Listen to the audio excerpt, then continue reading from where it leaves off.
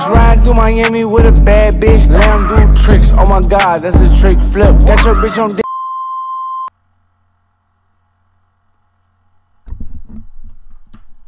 So it's looking like Marvel Spider-Man 2 is going to be the launch title of PS5. Maybe not. Maybe it will. I hope so. You know what I'm saying? We're going to see what happens. That would be clutch though. Them sales? Ooh.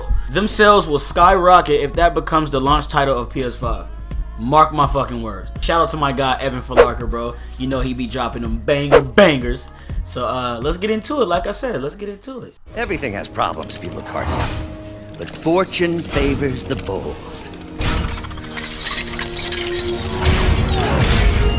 It's time to show the world what we've done.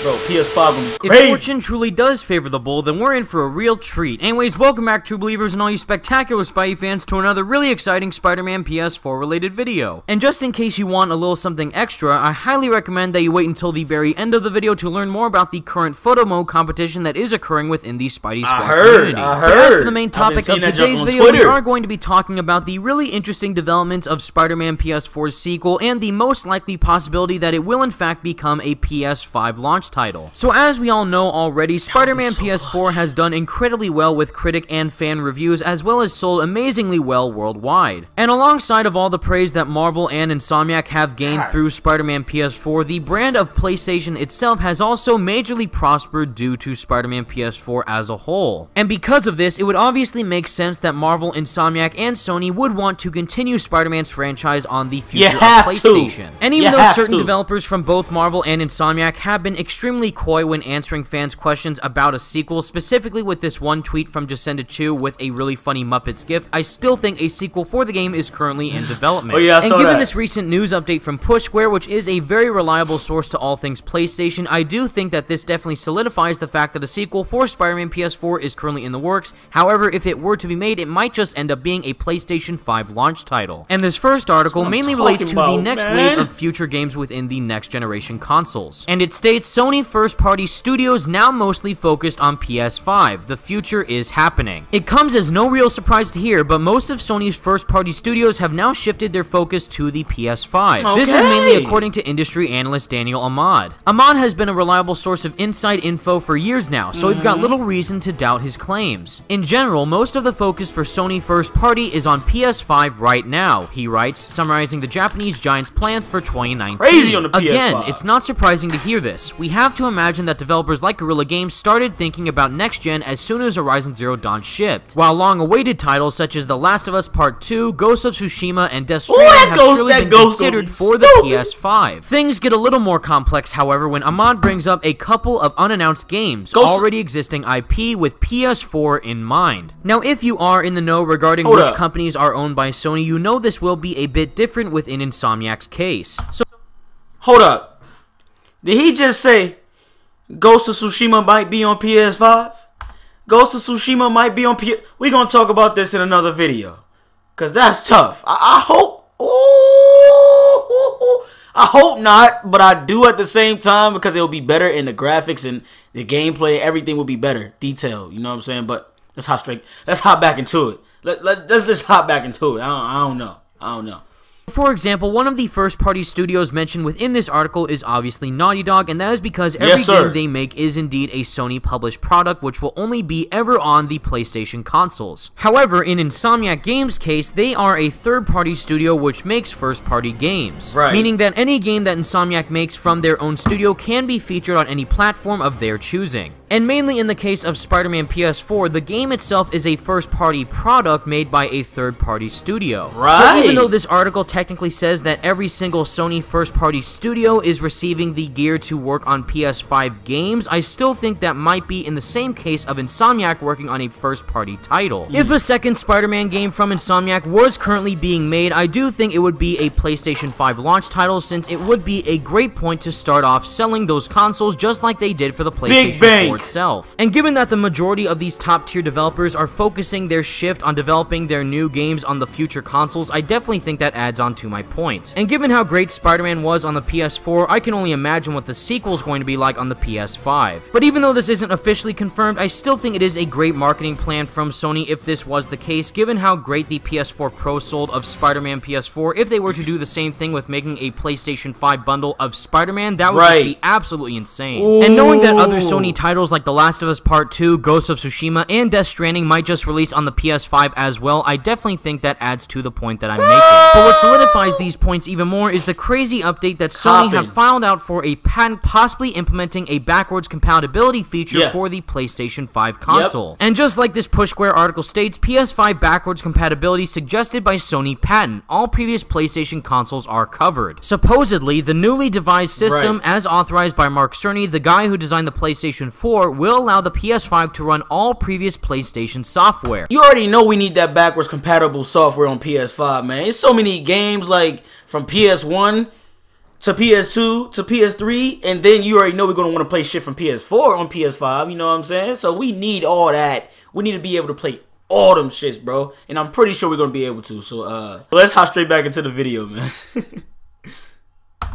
And yes, in theory, that covers the PS1, PS2, PS3, and PS4 games. And even though this might sound too good to be true, that's why Sony is labeling it as a patent. As we all know by this point, companies like Sony register patents all the time, but that doesn't necessarily mean that they'll ever be applied in reality. Still, this one's a very interesting find, especially since the PS5 is just around the corner. And as you're seeing on screen right now, this is a proposed flowchart as to what the PlayStation 5 system will appear to run like once it's actually released. And to explain this supposed backwards compatibility feature on the PlayStation 5 in a way that makes sense, it essentially allows the PS5 to mimic the behavior of previous consoles using multiple processors. So in other words, when an old game is booted up in the PS5 system, so for example Ultimate Spider-Man for the PS2, the PS5 then tricks the software into thinking that it's running on its original device. And if this does turn out to be true, it is going to be a really ambitious feat that Sony will accomplish. And as for someone who can back up these points is a man named John Lyman, who is a writer for Digital Foundry and Eurogamer, who is a really intellectual person within the video gaming industry. And as for the backwards compatibility feature itself, some people actually may think it is a farce from Sony. Mainly regarding to Colt Eastwood's Twitter post here, who says, who here thinks that PS5 will be backwards compatible for PS4 games? And in a really interesting reply, John actually says it will absolutely have this, zero question. And given how accurate John has been in the past regarding other gaming consoles, I do think this is one important point to take into consideration. Absolutely. And even though it isn't 100% guaranteed that these backwards compatibility features will work, I do think it is very likely given the patent that Sony has filed as well as John's statements. This would not only mean that Spider-Man PS4 sequel would allow the PS5 to sell like hotcakes, but it would also mean that every single previous Spider-Man game in the past on other PlayStation consoles could be playable on the PS5. And yes, this would include the classics like Spider-Man 2000, Spider-Man 2, Enter Electro, the entirety of the Raimi trilogy of video games, as well as all of Beanox's games, and of course Ultimate Spider-Man. Not to mention the cult classic of Spider-Man Friend or Foe, as well as my previous favorite Spidey game of Web of Shadows. So if we were to have Marvel's Spider-Man sequel be featured as a PS5 launch title, along with every past Spider-Man game to be played on that console as well, Sony is going to be making a lot of money come time when this releases. And even though we don't know if it'll release sometime in 2020 or 2021, I do think it will take a long time for Sony to fully develop this console, but still, we'll just have to wait and see for any future developments. But with all that exciting news out of the way, everyone, that's the video that I have for you today, and please let me know all your thoughts in the comments section down below. What do you think of Sony's developments within the PlayStation brand, and do you think that Marvel's Spider-Man sequel will indeed be a PlayStation 5 launch title given all this really intriguing news? Seeing how wonderful Marvel's Spider-Man was on the PS4, I definitely think if it were to be a PS5 launch title, it's going to be even bigger and better than what the first game was. And if that backwards compatibility feature does end up being true, that's just going to be one heck of a fun time for every PlayStation owner who gets a PS5. And moving on to the bonus feature that I mentioned for the video is obviously regarding the Spidey Squad community photo mode competition that is occurring within the game. So in case you missed it, the Spidey Squad have been running a very awesome photo mode competition which you yourself can partake in regarding Spider-Man PS4. Bro, you know and just so you all recall, each week will focus around a new suit that you can take photos of, with the first week mainly regarding the advanced suit. But since that week is over, we did decide the main winner of that competition, which awesomely goes to @SpideyFrenzy with this amazing shot shot of Spidey taking down tough, the thug. You know what I'm and with saying, huge bro? congratulations Hey, listen, to Spidey Frenzy's awesome shot, we did Evan, move on you my to guy. You already know that, man. You're definitely my guy.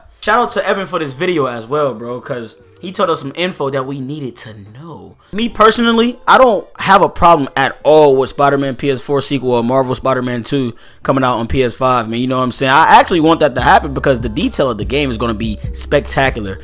Honestly, if it came out on PS4 first, then transitioned to PS5, it won't be as detailed. You know what I'm saying? It just wouldn't be the same. So, honestly, I want it to be the launch title on PS5. That would be tough. That would be tough. We just don't know yet, though. You know what I'm saying? But Ghost of Tsushima and all that shit coming out on PS5, oh my god. That would be crazy. That would be crazy. You can't tell me that would not be crazy, man. That would be spectacular. We're going to see how everything turns out. And we need that backwards compatibility. Definitely we need that, man. You know what I'm saying? We have to have that. I know I've been slacking lately. I've been busy as hell with this Super Bowl, bro. That shit was lit as hell. Shout out to my Pats. You know what I'm saying? Pats Nation. You feel me? Patriots. All day, every day, non-stop, 7 days a week.